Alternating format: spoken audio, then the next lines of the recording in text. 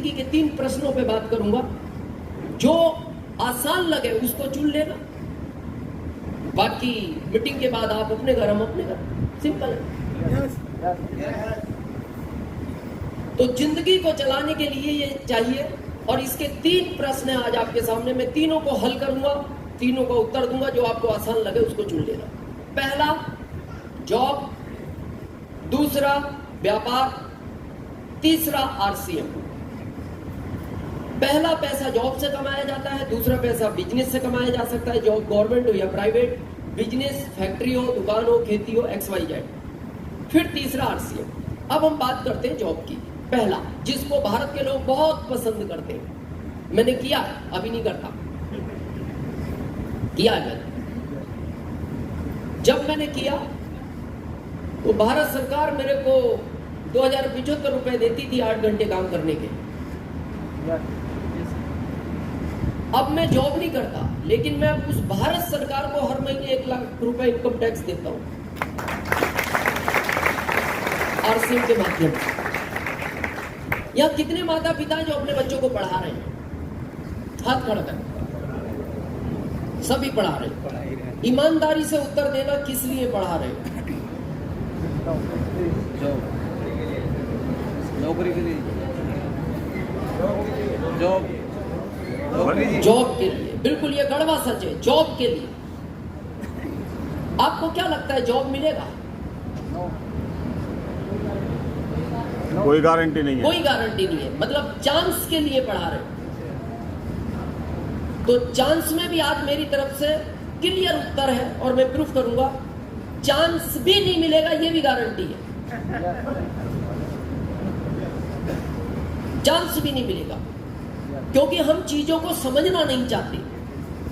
अगर आपको मेरी बात पर विश्वास ना हो तो अपने पिताजी से या दादाजी से पूछना, अगर है इस दुनिया में।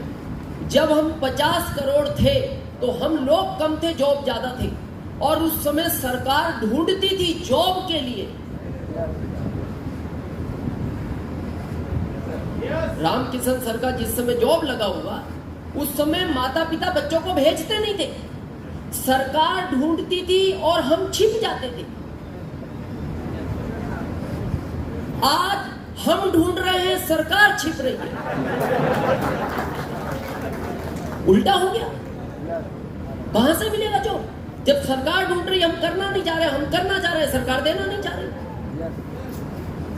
क्यों? 50 करोड़ थे, हम कम थे, जॉब ज्यादा थी। हम बढ़े 70 करोड़ हुए, जॉब कम हो गए। हम 80 करोड़ हुए, जॉब कम हो गए। हम 100 करोड़ हुए, जॉब कम हो गए।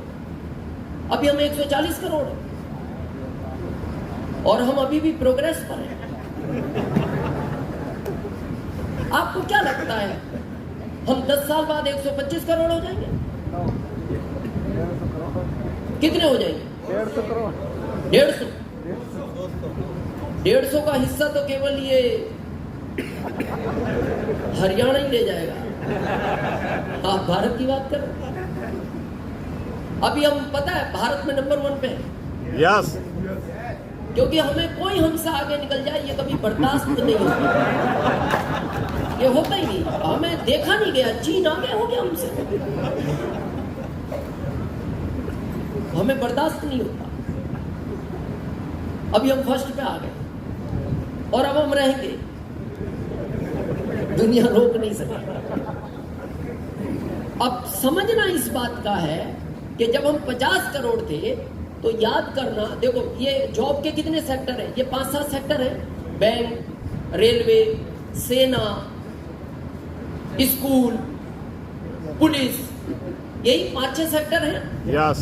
तो थोड़ा समझे इन सेक्टरों को। जब हम कम थे तो बैंक के अंदर कितने लोग काम करते थे? पैसे देने वाला, पैसे लेने वाला, चेक क्लियर करने वाला, पासबुक प्रिंट करने वाला, गार्ड, 2 मैनेजर।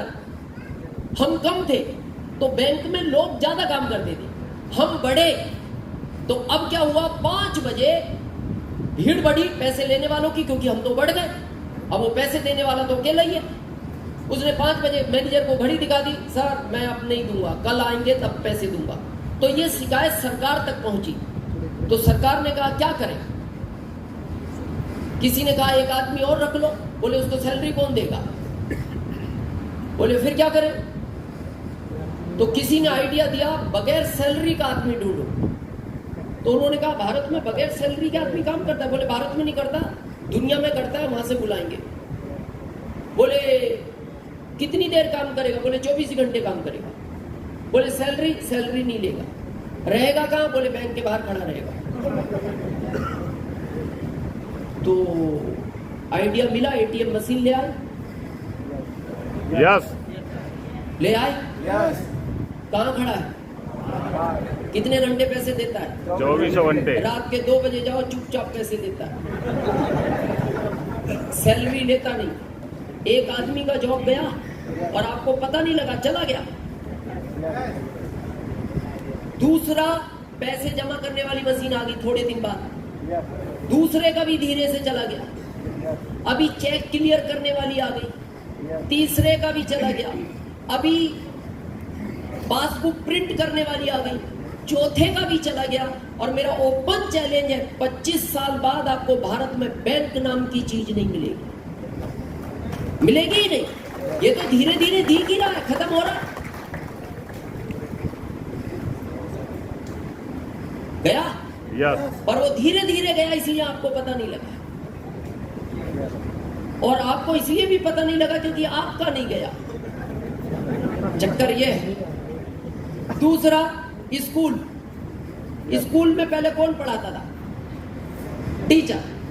टीचर की जॉब क्यों लाइक करते थे लोग? वो साइन करके खेत भी जोताता था। यहां कोई जॉब में है, गवर्नमेंट या प्राइवेट? हाथ खड़ा करें, ईमानदारी से बताना। 20 साल पहले जॉब में जो आनंद था अभी है? स्टिकता बढ़ी। अब आप खेत जोतने नहीं जा सकते क्योंकि सरकार थंप ले आई। यस कब आया था लगा, कब गया था लगा, और दोपहर में कहा था बीच वाला भी लगा। एमपी सरकार 3 बार थंप लगवाती है और उसमें भी टीचरों को अब निकाल रही है। प्रोजेक्टर आ गए पढ़ाने वाले। क्यों आ गए? मैं फिर आपसे कहता हूं, जो लोग आरसीएम में अमीर बनना चाहते हैं, ये आरसीएम अब 23 साल पुराना नहीं है। पहले केवल कपड़ा लो, ज्वाइन करो, काम खत्म, लोगों को समझा दो।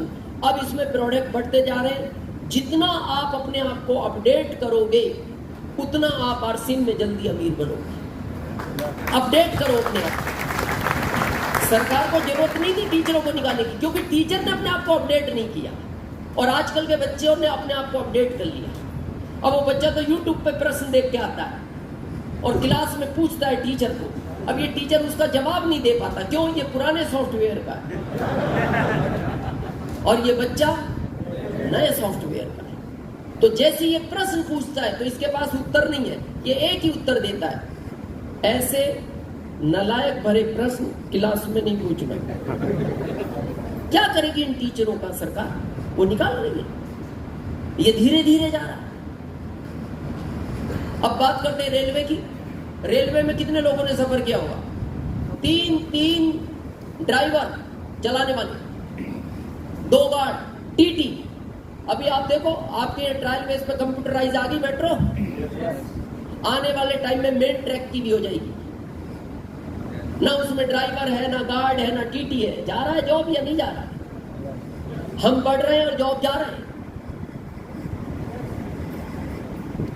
टोल टैक्स पे करोड़ों लोग काम करते हैं। पूरे भारत के टोल टैक्स की बात करो, इसी साल सरकार ने अनाउंसमेंट कर दिया, एक चिप ला रही है जो आपकी कार में रहेगी, सैटेलाइट से कनेक्ट रहेगी।